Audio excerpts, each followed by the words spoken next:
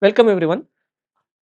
In today's lecture, we are going to switch to the empirical risk minimization framework. And I begin the lecture by showing you that everything that we do with empirical risk minimization is equivalent to distribution estimation that we have already seen, but it is approaching the same problem in a different way. Typically, what happens in communities that some of the popularly used models such as linear models and neural networks and so on, they are approached from the empirical risk minimization angle, right. So, that is why what we will do is I will first establish the equivalence between the empirical risk minimization approach and the probabilistic distribution estimation approach that we are looking at, and then we will look at a few example models uh, in within the framework of empirical risk minimization and see how to train them, or rather how to come up with those kinds of models from an ERM standpoint. So, that is the subject of a few coming lectures. Now, first we will look at equivalence between ERM and probabilistic approach, ERM and distribution estimation.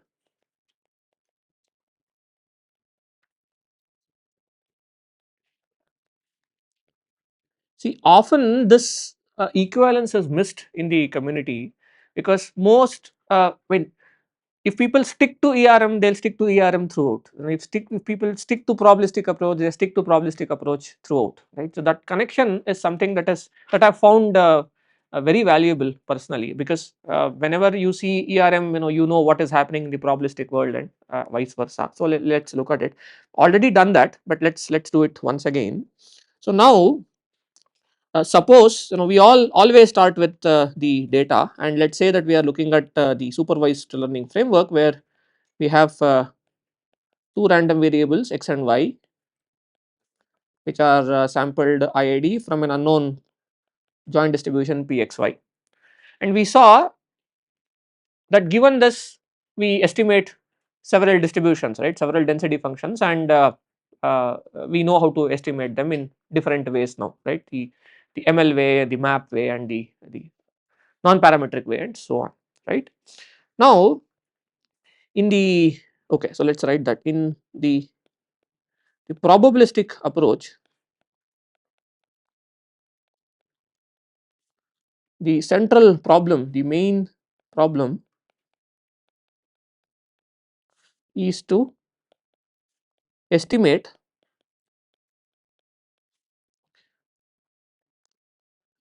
distributions or density functions from D. Now these distributions can be the marginal, or they can be joint, or they can be conditional, and so on, right. Depending upon what problem you are trying to solve, you estimate the underlying distribution given D. That is what we have seen so far, and that is the probabilistic approach. Now in the empirical risk minimization or risk minimization approach, so in the risk minimization approach,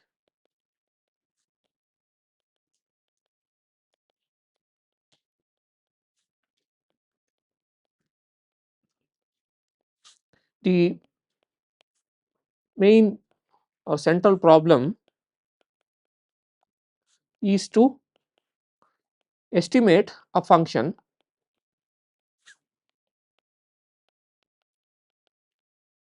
estimate a function h, and this function is typically from the random variables that we have x, from x to y, right, from D. Okay.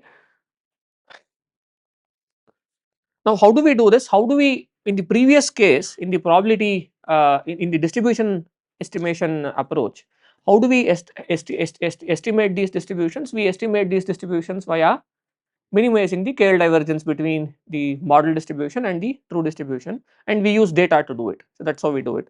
And in the ERM or the risk minimization approach, how do we estimate that function? So okay, let us write that distributions from D via divergence minimization approach, right.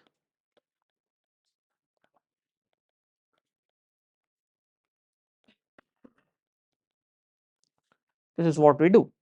In risk minimization, the central problem is to estimate that function, okay, from D via empirical risk minimization.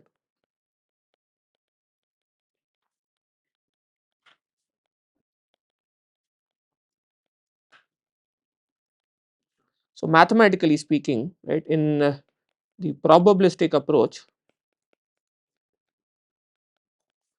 now given D,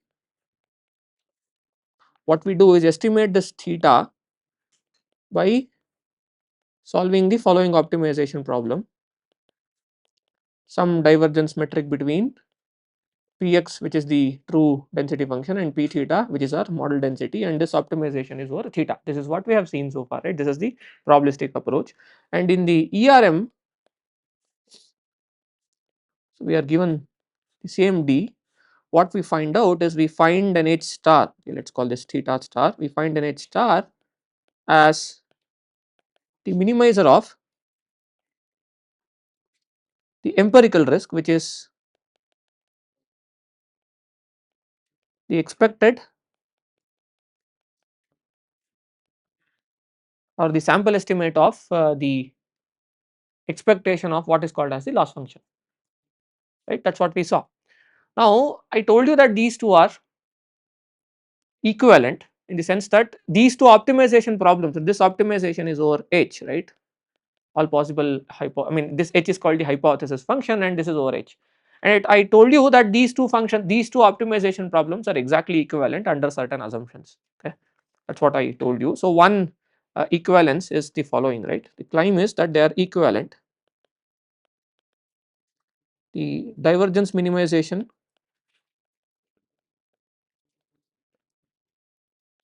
and ERM are equivalent.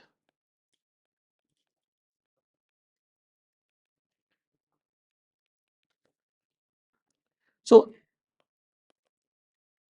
a generalized equivalence cannot be established, it depends on case by case. You take the claim is that every divergence minimization problem can be seen as an ERM with a certain loss function, and every ERM with a certain loss function can be seen as divergence minimization and with an assumption, with a certain assumption on the distribution that is being estimated is the claim. So, this has to be established case by case basis, okay.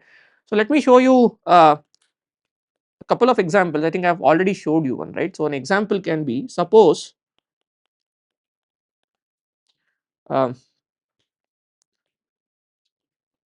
want to estimate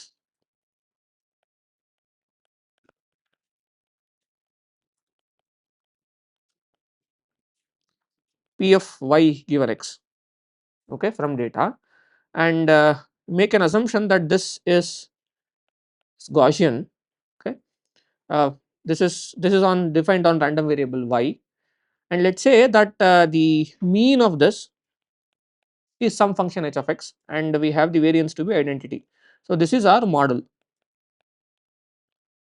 okay. So, this h is now a function of theta and this is our p theta, okay. Estimate okay, pxy, actually it is better that I write p of y given x, and we assume that our p theta of y is given by that, actually p theta of y given x. So, it is a function of x, right. So, what we are estimating is the conditional of y given x and this is a function of x, and I have told you that the conditional distributions are always the functions of the conditioned random variable, and where is the function of x coming here, it is coming in as the mean, right, of this distribution that we are estimating. Now, if we do this, then the maximum likelihood objective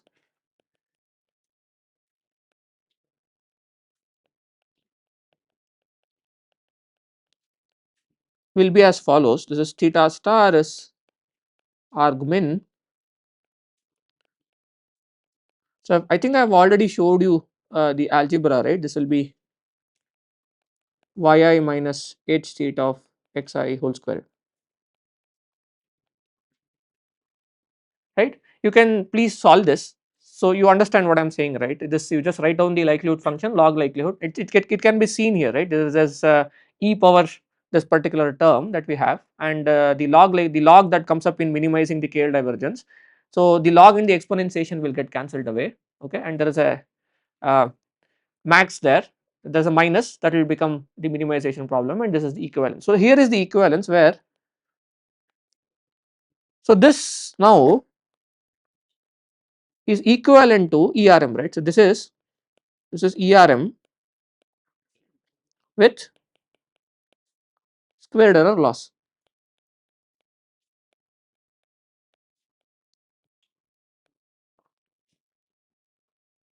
right. So this is the equivalence. So now if I, let us say that I start with a particular loss function and cast the problem as that of estimating h directly, which is the hypothesis function, you should always realize that there is an underlying distribution function that we are trying to estimate, and depending upon what choice of loss function we make, we estimate that underlying distribution function, right. I mean the underlying distribution function takes a particular functional form. So that is the, it's always the case, okay. Yeah, question.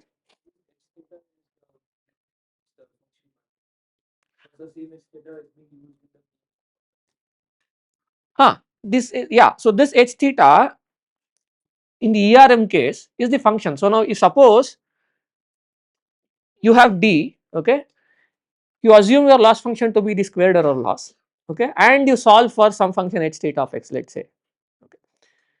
What you are actually doing is that you are assuming that your underlying distribution for p of y given x is Gaussian with the mean h theta, that is the equivalence. You are making that assumption implicitly if you solve an ERM with squared error loss, always the case.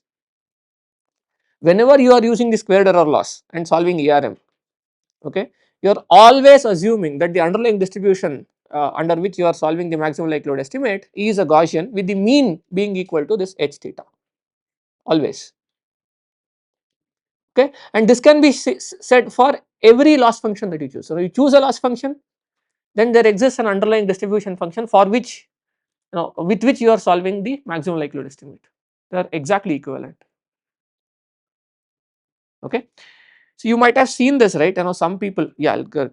So in the deterministic approach, what people say is that suppose you have your data this way, h theta of x plus epsilon, where epsilon is normal 0 1,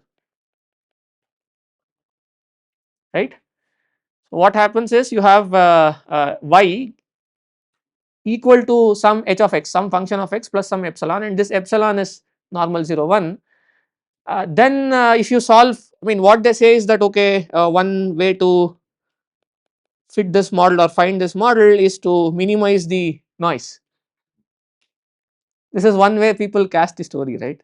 So what actually happening here is that if you write your generative or rather function this way, then you are saying that the conditional distribution p y given x is Gaussian with mean h theta of x, isn't it. So that is why some people start teaching ML this way, I mean rather introducing ML this way, that oh, you have a dependent variable, you have an independent variable, there is noise perturbation that is happening and all that. I do not like the word noise at all. I mean the word noise is noisy, right. So this is simply you are saying that the underlying distribution is Gaussian with mean. See, what are we actually doing? We know that if you take an isometric Gaussian which is 0 mean and unit variant, shift it with a certain deterministic value, then the mean gets shifted, the distribution still continue to be Gaussian. By doing all this, all I am saying is that my p of y given x is Gaussian, right, with mean h theta of x and variance identity, that is it, right. In fact even more, so now what is said is, okay, suppose you make your h theta of x to be, let us say, some theta transpose times x which is linear function of x. They say that, okay, there is a line here, right, and let us say that this is your x and this is your y, there is a line that is given by theta transpose x or theta times x, and then every point you disturb it with some noise, and that is your data. What is actually happening is that you are assuming that the underlying distribution, conditional distribution, is simply Gaussian with the mean given by this h theta of x, which is a linear function of data, that is all, okay. So this is a side note, I will just erase this, okay. Anyway, so what I wanted to know, what I wanted you people to know is that whenever we write an ERM with a certain loss function, we are always making an assumption that there exists an underlying distribution function with a certain distributional assumption whose maximum likelihood estimate boils down to solving this ERM. Okay, so you had a question. In this particular case, yeah, you can if you make it, if you assume it to be something else, then your loss function gets scaled, that's it. See, what I am saying is, you can, given a problem, you can either approach it from the probabilistic standpoint where you say that I assume that the underlying distribution is this and then then get the parameters via maximum likelihood estimate, or you can say that, oh, I define a loss function and I solve ERM. They are both exactly equivalent is all I am trying to say. In literature, people either talk from this angle, where they say that, oh, there is a loss function and we are optimizing the loss function, or they will say that, oh, I will assume a distributional form and I am doing the maximum likelihood estimate. Not every approach, not every algorithm in ML will establish the equivalence between these two. However, you should know that there exists an equivalence for every single point of it, right, every single problem, that is it. Yeah, okay. Any other question? Okay, so let us now look at a few examples of ERM with certain models. So let us look at the first class of models that are called linear models.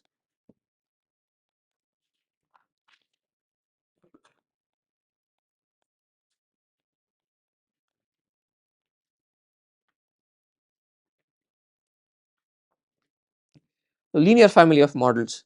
Now, see, models which has this sort of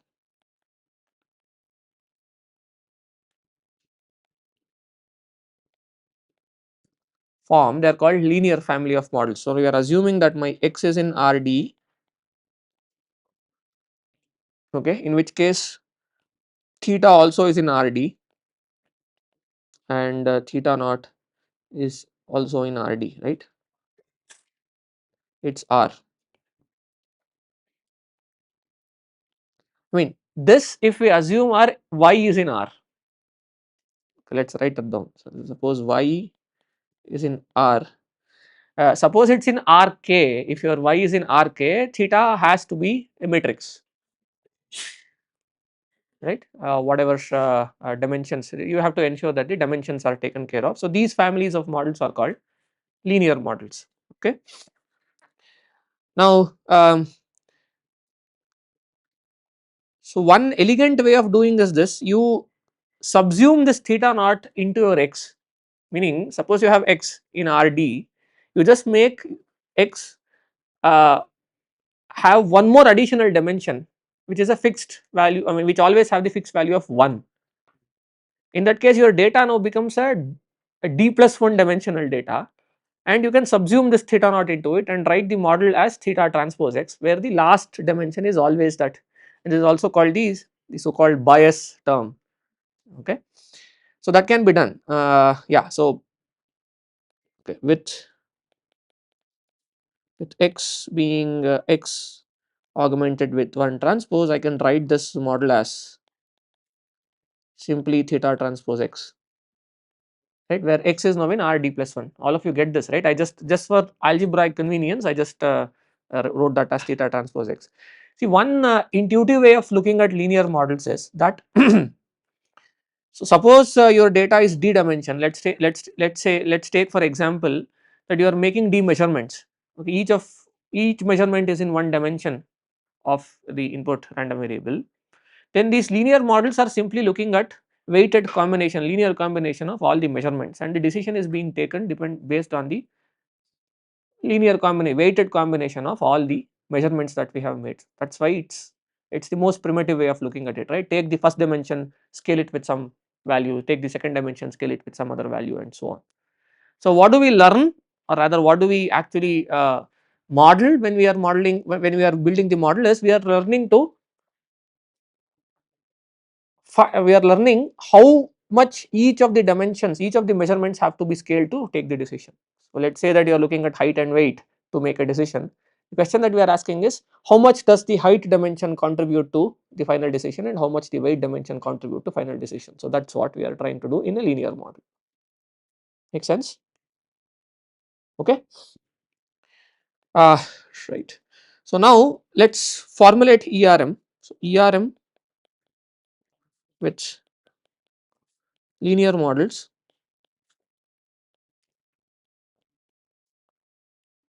and squared error loss. See, whenever you are solving ERM, you have to make two choices. The first choice is the class of hypothesis function that you are looking at. The second choice is the loss function, right. So let us do this ERM with squared error loss. So you already know this. So theta star is the minimizer of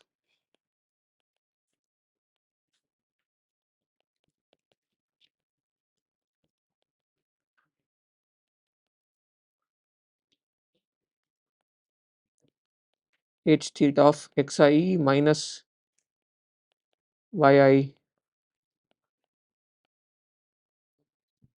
norm squared of this. This is equal to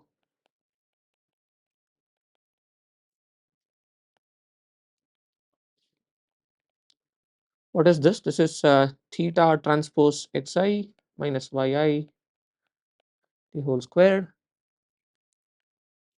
What's the solution for this optimization problem? You all know this, right? It is equal to that regular this it's called the pseudo inverse, right? Yeah, so it's ordinary least square x transpose x inverse x transpose y, where x is a matrix that has uh, x1 x2 all of them are stacked as rows xn here. See, all our vectors are column vectors, right? So that's why you have to take them, take a transpose and do it. And y is y1 y2. I'm assuming that y is in R, right? So that's why all of these are scalars, we have n of them. So you know this, right? This is the ordinary least squares. I mean, I'm assuming that all of you know this. If you do not, then I think it will be done in tutorials, right, where you have to solve this optimization problem. Okay. uh, yeah, if you take this norm, write it, express this as matrices and take the derivative with respect to theta and put it to 0, you will get your theta star to be this. Okay. So this entire matrix, right, x transpose x inverse times x transpose is called the pseudo inverse, Moore pseudo inverse of this matrix x and so on. Okay. All of you have done a course on matrix theory and linear algebra, right, and it was a part of this. Okay. So this is the ordinary least squares or linear models. This is how you solve the linear models. It's also called the linear regression, because you are solving the regression problem. Why? Because the other random variable, the label random variable y is continuous R. It's not classification that we are solving here. Okay, and it's linear because the model that we are looking at is linear here. Okay.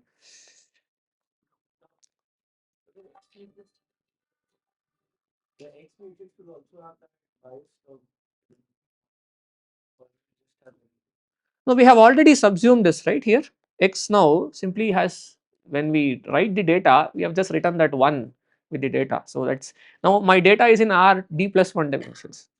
It's already there. Where? Yeah, in this case, in the augmented case, theta is in R d plus 1, of course, because if augmenting, so that the d plus first dimension is your constant, so that bias term. Okay. This is about linear models. See, you can generalize this idea. You don't have to stick to a linear combination of features. We'll look at what is called as the generalized linear models. We will stop here and continue in the next lecture.